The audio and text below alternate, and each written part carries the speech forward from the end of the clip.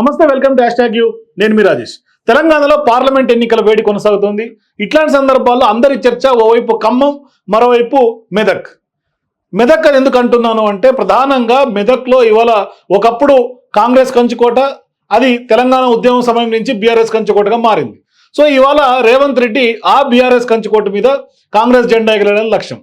మరోవైపు అదే కంచుకోటలో తమ ఉనికిని కాపాడుకొని కంచుకోటలో ఎటుతిరిగైనా గులాబీ జెండా ఎగరేయాలనేది బీఆర్ఎస్ పార్టీ అధిష్టానం యొక్క స్ట్రాటజీ.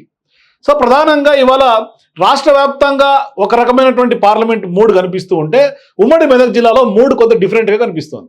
అక్కడ ప్రజలు అనుకుంటున్నటువంటి మాట ఏంటంటే, ఇవాళ కాంగ్రెస్ వర్సెస్ బీఆర్ఎస్ గానే అక్కడ పోరు కనిపిస్తుంది. అక్కడ ప్రధానంగా రాష్ట్ర వ్యాప్తంగా కాంగ్రెస్ వర్సెస్ బీజేపీగా పార్లమెంట్ ఎన్నికలు జరుగుతూ ఉంటే, ఒక మెదక్ జిల్లాలో మాత్రమే బీజేపీ పూర్తిగా అక్కడి నుంచి వైప్ అవుట్ అయినటువంటి పరిస్థితి. ఎందుకు ఈ విధంగా చెప్తున్నాను అంటే, అక్కడ ఉన్నటువంటి అభ్యర్థే బీజేపీ పార్టీకి పెద్ద నెగిటివ్గా ఒక గుదిబండలాగా మారినటువంటి పరిస్థితి. అక్కడ ప్రజలందరూ అనుకుంటున్నటువంటి పరిస్థితి ఏంటంటే, మా నీలం మధు, మా వెంకట్రామరెడ్డి అంటూ కూడా ఆ ఇద్దరు అభ్యర్థుల్ని, ఎవరైతే కాంగ్రెస్ మరియు బీఆర్ఎస్ పార్టీ అభ్యర్థుల్ని ఓన్ చేసుకుంటున్నారు. ఎందుకంటే ఈయన 11 ఏళ్ల పాటు ఆ జిల్లాతో అనుబంధం ఉంది, కలెక్టర్గా పనిచేశాడు. మరొక అంశం ఏంటంటే, ప్రజలతో సత్సంబంధాలు ఉన్నాయి. ఆయన స్వతహాగా ఆయన చేతికి వెముక లేకుండా ఆయన ప్రజలందరికీ కూడా విస్తృతంగా ఆయన సొంతంగా సేవలు చేసినటువంటి పరిస్థితి ఆ నియోజకవర్గం అంతా కూడా. మరోవైపు కాంగ్రెస్ పార్టీ తరఫున కూడా నీలం మధు మాస్ లీడర్, ప్రజల్లోకి బలంగా వెళ్తూ ఉన్నాడు. గత అసెంబ్లీ ఎన్నికల్లో కూడా ప్రధానంగా కొంత కీలక భూమిక పోషించాడు.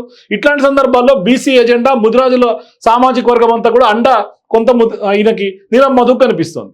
కానీ ఇక్కడ ప్రధానంగా స్టేట్ వైడ్ గా ఒక వేవ్ ఉంటే, ఒక మెదక్ లో మాత్రమే వేవ్ డిఫరెంట్ గా కనిపిస్తోంది. అక్కడ ఇప్పటికే సిద్దిపేట, గజ్వేల్ కేసీఆర్ అడ్డాగా చెప్పాలి. ఒకవైపు హరీష్ రావు, మరోవైపు కేసీఆర్. ఖచ్చితంగా హరీష్ రావు ఈ నియోజకవర్గంలో గులాబీ జెండా ఎగరేయాలని ఒక లక్ష్యం పెట్టుకున్నాడు. ఆ దిశగా పనిచేసుకుంటూ వెళ్తున్నాడు. మరోవైపు కావాలనే కొంతమంది ఇదే బీఆర్ఎస్ పార్టీ పైన, ఇదే కాంగ్రెస్ పార్టీ పైన విస్తృతంగా సోషల్ మీడియా ద్వారా కొంత బీజేపీ నెగిటివ్ క్యాంపెయిన్ చేస్తోంది. కానీ ఇక్కడ ప్రధానంగా ఇద్దరు అభ్యర్థులు కూడా బీజేపీ పార్టీని పరిగణలో తీసుకునే పరిస్థితి కూడా కనిపించట్లేదు. ప్రజలు ఆ విధంగానే ఉన్నారు, అభ్యర్థులు కూడా ఆ విధంగానే ఉన్నారు. అంటే ప్రత్యర్థిగా బీఆర్ఎస్కి కాంగ్రెస్కి మధ్య హోరాహోరీ పోరు మెదక్లో సాగుతోంది. ఇవాళ బీజేపీ అభ్యర్థి అంటే, ఆయన మాకు చేసింది ఏమీ లేదు, దుబ్బాకకు ఆయన ఉప ఎన్నికల్లో గెలిచినా మాకు వెలగబెట్టినటువంటి ఏమీ లేదు, మాకు అభివృద్ధి చేయలేదు, కేంద్రంలో ఉన్నప్పటికి కూడా కనీసం కేంద్రం నుంచి ఒక్క సహాయ సహకారం కూడా మా దుబ్బాక నియోజకవర్గానికి తీసుకెళ్ళలేకపోయిండు. మరొక అంశం ఏంటంటే, స్వయంగా తన కూతురుతో దుబ్బాక నియోజకవర్గంలో ఉప ఎన్నికల సందర్భంగా ఒక ఆసుపత్రి కట్టించి వైద్య సేవలు చేస్తారని స్వయంగా ఆయనే మాట ఇచ్చినటువంటి రఘునందన్ రావు గెలిచిన తర్వాత దుబ్బాక వైపు కూడా కన్నెత్తి చూడలేదు అనేది ఇవాళ ప్రజలందరూ కూడా దుమ్మెత్తి పోస్తున్నటువంటి పరిస్థితి రఘునందన్ రావు మీద. మరొక అంశం ఏంటంటే, రఘునందన్ రావు పట్ల ఈ ఇద్దరు అభ్యర్థులు, ఎవరైతే బీఆర్ఎస్ అట్లాగే కాంగ్రెస్ అభ్యర్థులు ఉన్నారో, వాళ్ళిద్దరు కూడా ఒక బ్లాక్ మెయిలర్ ముద్ర ఈ ఎన్నికల్లో తెర మీద తీసుకొచ్చారు. ఇద్దరు కాంగ్రెస్ నుంచి అయినా బీఆర్ఎస్ నుంచి అయినా ఆయన గురించి మేము కొత్తగా చెప్పాల్సినటువంటి అవసరం లేదు, ఆయన పెద్ద బ్లాక్ మెయిలర్ అనే ముద్ర వేస్తుంది. ఇది నేను చెప్తున్నటువంటి మాట కాదు, అక్కడ ఉన్నటువంటి అభ్యర్థులు వాళ్ళు విమర్శిస్తున్నటువంటి పరిస్థితి. ప్రజలు కూడా ఒక రకమైనటువంటి కొత్త చర్చ, ఎందుకంటే పటాన్ చెరువులో ఆయన బాణన్ బాటప్ రఘునందన్ రావు అక్కడే. కాబట్టి పటాన్ చెరువు ప్రజలకైనా, ఉమ్మడి మెదక్ జిల్లా ప్రజలకైనా వాట్ ఈజ్ రఘునందన్ రావు అనే విషయం క్లియర్ కట్గా ప్రజల్లో ఉన్నటువంటి అంశం తెలిసినటువంటి ఒక తెరిచిన పుస్తకం. సో ఇట్లాంటి సందర్భాల్లో రఘునందన్ రావు ఇవాళ ఉనికి చాటుకోలేకపోతున్నాడు ఉమ్మడి మెదక్ జిల్లా వ్యాప్తంగా.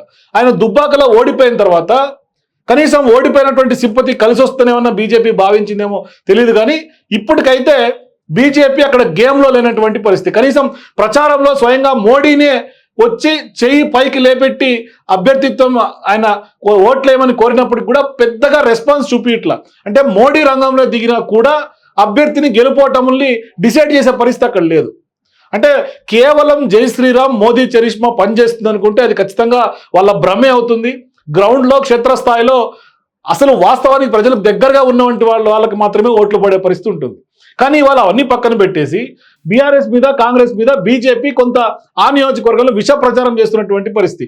ఓవైపు మల్లన్న సాగర్ ఇట్లా రైతులకు సంబంధించినటువంటి గోస వెంకట్రామరెడ్డి తీసుకున్నాడు అనే ఒక ప్రతిపక్షంగా అదొక విమర్శ అయితే, నీలం మధు కేవలం పటాన్ చెరువుకే చెందినటువంటి వాళ్ళు పూర్తి స్థాయిలో ఆయన ఇంపాక్ట్ చూపలేకపోతున్నాడు అని చెప్తున్నటువంటి పరిస్థితి. కానీ ఇదే మెదక్ జిల్లాలో ఒక మెదక్ అసెంబ్లీ కాంగ్రెస్ గెలిచింది, ఇక 6 అసెంబ్లీలు కూడా బీఆర్ఎస్ గెలిచినటువంటి పరిస్థితి. సో ఈ నేపథ్యంలోనే అక్కడ బీఆర్ఎస్ వర్సెస్ కాంగ్రెస్ గానే గేమ్ కనిపిస్తోంది. బీజేపీ అక్కడ ఉనికిని కూడా చాటుకునే పరిస్థితి లేదు. కొంతమంది యువత తెలిసి తెలియనక కొంతమందికి ఓట్లు ఉండి లేనటువంటి వాళ్ళు మాత్రమే ఇవాళ బీజేపీ కొంత హిందుత్వ ఓట్ బ్యాంక్ ఎట్లయితే బీజేపీ రాజకీయాలు చేస్తుందో, మరొక అంశం ఏంటంటే రిజర్వేషన్ అంశం ఎప్పుడైతే తెర మీదకి వచ్చిందో ఎంటైర్ గేమ్ మారిపోయింది, రాజకీయ సినారియో మారిపోయింది, పొలిటికల్ డైనమిక్స్ అక్కడ స్థానికంగా చేంజ్ అయిపోయినాయి. మరోవైపు అక్కడంతా కూడా పరిశ్రమలు పెద్ద ఎత్తున ఉన్నటువంటి జిల్లా మెదక్ జిల్లా. సో ఇప్పుడు బీజేపీ హయాంలో ఏం పరిశ్రమలు మా జిల్లాకు రాలేదనే ఒక అపవాదు కూడా ప్రధానంగా ఉంది. గతంలో కాంగ్రెస్ పార్టీ హయాంలో బిహెచ్ఎల్ అయినా లేకుంటే పెద్ద పెద్ద సెంట్రల్ గవర్నమెంట్కి సంబంధించినటువంటి పరిశ్రమలు కొంత ఉపాధి కల్పించినటువంటి అక్కడ పెద్ద పెద్ద కర్మాగారాలు అక్కడికి వచ్చినాయి. కానీ ఇవాళ సీన్ కట్ చేస్తే బీజేపీ హయాంలో గత 10 ఏళ్లలో బీజేపీ చేసింది ఏమీ లేదు మెదక్ జిల్లాకి. ఆ మెదక్ జిల్లాలో బీజేపీ కారణంగానే ఇవాళ మెదక్ జిల్లా వెనుకబడింది అనే ఒక చర్చ బలంగా ప్రజల్లో ఉంది. ఇట్లాంటి సందర్భాల్లో రఘునందన్ రావు అక్కడ గేమ్ నుంచి అవుట్ అయిపోయాడు. ప్రధానంగా ఇవాళ war between Congress versus BRS గానే మెదక్ పార్లమెంట్ కనిపిస్తుంది. మరి అక్కడ ప్రజలు ఎవరికి పట్టం కడతారని మాత్రం కొంత ఆసక్తిగా మారుతున్నటువంటి పరిస్థితి కనిపిస్తుంది. For more videos please watch #.